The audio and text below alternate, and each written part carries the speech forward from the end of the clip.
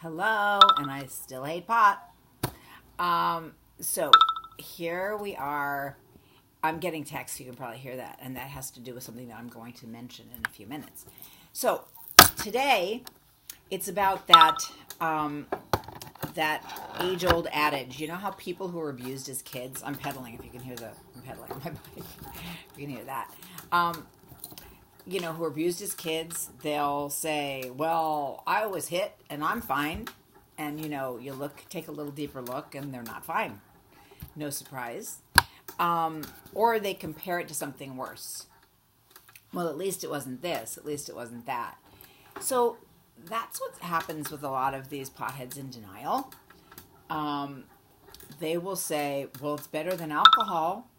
Well, first of all, the problems caused by alcohol, when it's a problem for someone, are huge and tragic. And why would you want something that is this much better than that? When there is a whole other option, how about none of the above? And arguably, it is not better than alcohol. It's just different. The side effects are horrible. So you pretty much know you have an issue with pot if you're having to say that. And another thing that I've heard recently, pot saved my life. And this is from someone whose life was ruined by marijuana. It's in shambles because of marijuana. Poor judgments, because everything that he chose to do leaned towards how many days will I have to just sit around and smoke dope or consume dope, because it's all kinds of other ways nowadays. So pretty much those are probably at an MA meeting. They'd pull your covers for that, and it would be pretty funny. I would say it's probably a pretty typical symptom of a severe marijuana dependency that has been taking your life apart for a long time. You're just in a relationship with something and a substance that lies to you and aids you in lying to yourself. So that's an issue. Here's another issue.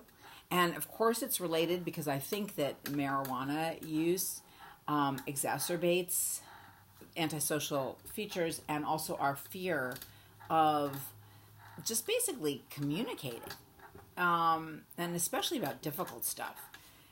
And yeah, that's a generalization. It's definitely not true in all cases, but here's one for you. So it was brought to my attention that a project that we'd already worked on, Eric and I had both worked on it, that in the continuation of the project, they had some animals on set, and the wrangler was not kind to the animals.